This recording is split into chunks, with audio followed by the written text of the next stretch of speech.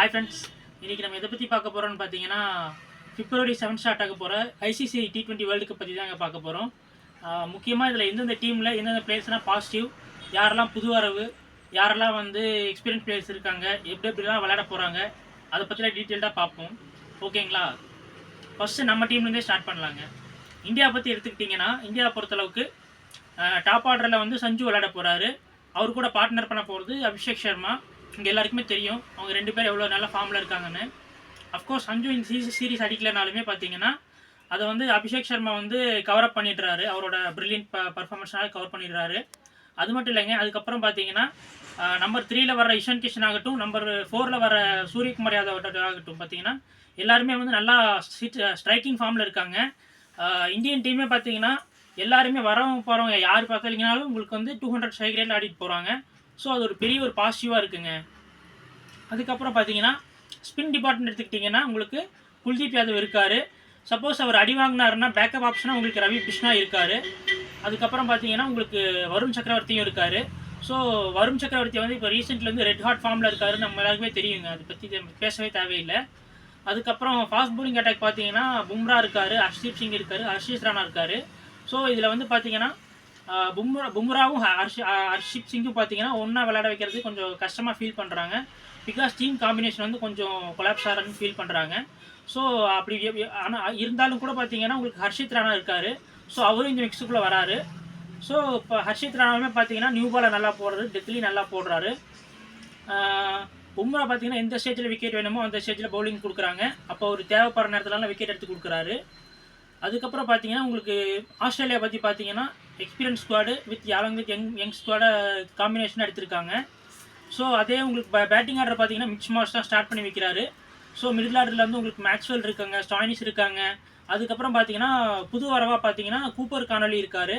அவர் பார்த்தீங்கன்னா உங்களுக்கு நல்ல பேட்டிங்கும் கொடுக்குறாரு, டாப் ஆர்டரில் பவுலிங்கும் போடுறாரு, லெக் ஸ்பின் போடுறாரு. அதுக்கப்புறம் ஜாம்பா இருக்கார், ஹேசல்வுட் இருக்கார். So experience along with youngsters எல்லாமே காம்பினேஷன் செம ஃபார்மில் இருக்காங்க.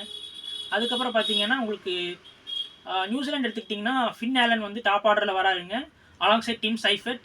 ஸோ ரெண்டு பேரும் வந்து டெமோலிஷ் பண்ணுறாங்க ஆப்போனண்ட் அட்டாக்கை. ஸோ அதை வந்து right from the word go அவங்க வந்து அட்டாக்கிங் மோடில் தான் விளையாடுறாங்க. இப்போ ரெண்டு பேருமே பார்த்தீங்கன்னா 200 ஸ்ட்ரைக் ரேட்டில் விளையாடுறாங்க. ஸோ வந்து ஆப்போனண்ட்லாம் பார்த்தாங்கனாலே பயந்து ஓடுற மாதிரியான ஒரு பேட்டிங் அட்டாக் வச்சுருக்காங்க. என்னதான் இந்த சீரீஸ் இந்தியா கூட அவங்க சரியாக பண்ணலனாலும் அவங்க மேலே ஒரு பெரிய ஹோப்ஸ் வச்சுருக்காங்க நான் என்னை பொறுத்தளவுக்கு. மற்றவங்களுக்கு எப்படின்னு தெரில, பட் ஆனால் அவங்களும் வந்து ஒரு டஃப்பான ஆப்போனண்ட்டாக தான் இருப்பாங்கன்னு நான் ஃபீல் பண்ணுறேன். அதுக்கப்புறம் பார்த்தீங்கன்னா அவங்க டீமில் வந்து ஆல்ரவுண்டர்ஸ் நிறைய பேர் இருக்காங்க. டேரில் மிச்சல், மைக்கேல் பிரேஸ்வெல், அதுக்கப்புறம் ஜாக்கரியா ஃபோக்ஸ், அதுக்கப்புறம் பார்த்தீங்கன்னா உங்களுக்கு ரச்சின் ரவீந்திரா எல்லாருமே வந்து நல்ல ஃபார்மில் தான் இருக்காங்க. ஸோ அது இல்லாமல் பார்த்தீங்கன்னா இந்தியன் டீமில் இந்தியாவில் வந்து விளையாடணும்னா ஸ்பின் நல்லா விளையாட தெரிஞ்சவங்களாக இருக்கணும். அந்த வகையில் பார்க்கும்போது நியூசிலாந்து டீம் வந்து ஸ்பின்னை நல்லாவே ஆடுவாங்க. ஸோ தட் அவங்களுக்கு ஒரு நல்ல சான்ஸ் இருக்கிறதா நான் ஃபீல் பண்ணுறேன். அதுக்கப்புறம் பார்த்தீங்கன்னா இதில் ப்ரைமரி கேண்டிடேட் வந்து பார்த்தீங்கன்னா இந்தியா தாங்க, அது வந்து சொல்லியே ஆகணும். இந்தியா இப்போ இருக்கிற ஃபார்முக்கும் சரி, பேக்கப்பில் வச்சிருக்கிற டீம் பிளேயர்ஸ்க்கும் சரி, இந்தியா தான் வந்து clear favourites to win the world cup. But இந்தியாவுக்கு ஈக்குவலாக பார்த்தீங்கன்னா இன்னொரு டீம் நல்லா ஒரு சான்ஸ் வச்சுருக்காங்க அப்படின்னு பார்த்தீங்கன்னா ஆஸ்திரேலியா, நியூசிலாந்து நான் சொல்லுவேங்க.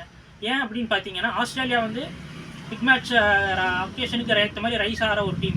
ஸோ இந்த மாதிரி ஒரு பெரிய டோர்னமெண்ட்டில் பெரிய பிளேயர்ஸ் வந்து ஸ்டெப் அப் பண்ணுவாங்கன்னு எதிர்பார்க்கலாம். அதே மாதிரி பார்த்தீங்கன்னா நியூசிலாந்து வந்து அண்டர் டாக்ஸாக தான் வருவாங்க. ஸோ நியூசிலாந்து கிட்ட வந்து பெருசாக நம்ம எக்ஸ்பெக்ட் பண்ண மாட்டோம். பட் இருந்தாலும் வந்து நம்மளெல்லாம் வந்து தப்புன்னு ப்ரூவ் பண்ணுற மாதிரி அவங்க நல்லா விளையாண்டு காட்டுவாங்கன்னு எனக்கு தோணுதுங்க. அதுக்கப்புறம் பார்த்தீங்கன்னா உங்களுக்கு சவுத் ஆஃப்ரிக்கா வருது. சவுத் ஆஃப்ரிக்கா பார்த்தீங்கன்னா உங்களுக்கு வந்து குவிண்டன் டிகாக் வந்து ரிட்டர்ன் டு இன்டர்நேஷ்னல் கிரிக்கெட் வந்திருக்காரு. வந்ததுலேருந்து சும்மா மாதிரி அடித்து தள்ளிட்டு இருக்காருங்க. எல்லா ஃபார்மேட்லேயும் வந்து 6-4 அடித்து நல்லா ஸ்ட்ரைக் ரேட்டில் ஆடி நல்ல ஒரு கன்வர்ஷன் ரேட்டும் வச்சுருக்காருங்க. அதுவும் இல்லாமல் பார்த்தீங்கன்னா இங்கே உங்களுக்கு ஜார்ஜ் லிண்டு, கார்வின் பாஷ் எல்லாருமே பயங்கரமான ஃபார்மில் இருக்காங்க T20 பொறுத்தளவுக்கு. என்னதான் உங்களுக்கு ப்ரீமியர் பவுலர் ஸ்டெப் அப் பண்ணுறதுனால ஒரு இங்கிடி ரபாடாலாம் வந்து நிறைய ரன்ஸுக்கு போனாலுமே யங்ஸ்டர்ஸ் நல்லா பர்ஃபார்ம் பண்ணுறாங்க. ஸோ அது ஒரு பயங்கரமான விஷயமா நான் பார்க்குறேங்க.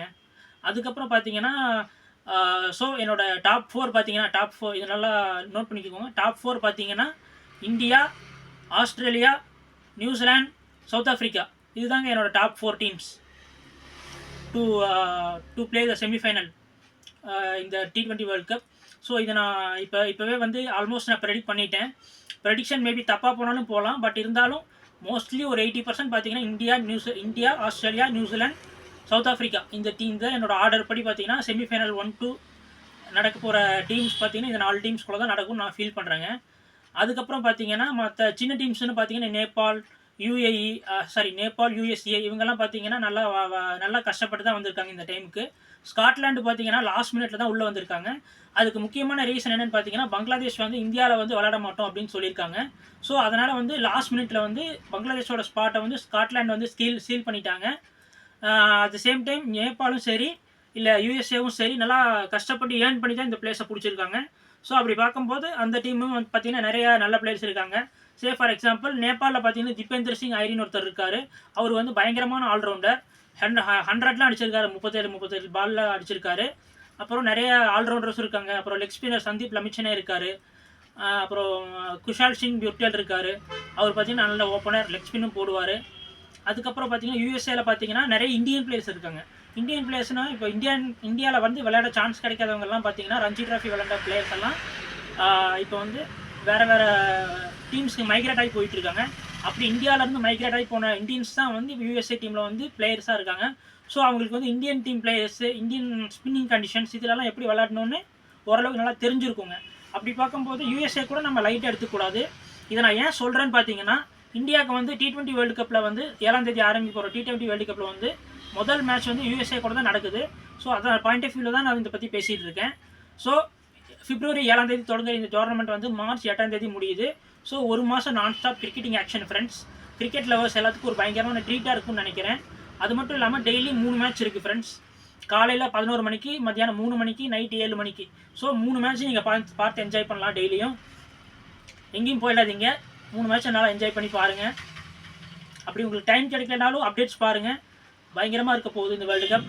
நம்ம எல்லோரும் பார்த்து என்ஜாய் பண்ணுவோம். அப்படியே வந்து இந்த கடை பிடிச்சிருந்ததுன்னா கடைக்கு வந்து விசிட் பண்ணி பாருங்கள். இந்த கடை எங்கே இருக்குன்னு பார்த்தீங்கன்னா சாய்பாபா காலனி கோயம்புத்தூரில் கண் டிபார்ட்மெண்டல் ஸ்டோர் பழைய ஸ்டாப்க்கு உள்ள ரைட் கட்டில் வந்தீங்கன்னா இந்த கடை வந்து முதல் கடை சுபானிஸ் ஃபேஷன்ஸ்னு பேர். மறக்காமல் விசிட் பண்ணுங்கள் ஃப்ரெண்ட்ஸ். Thank you so much.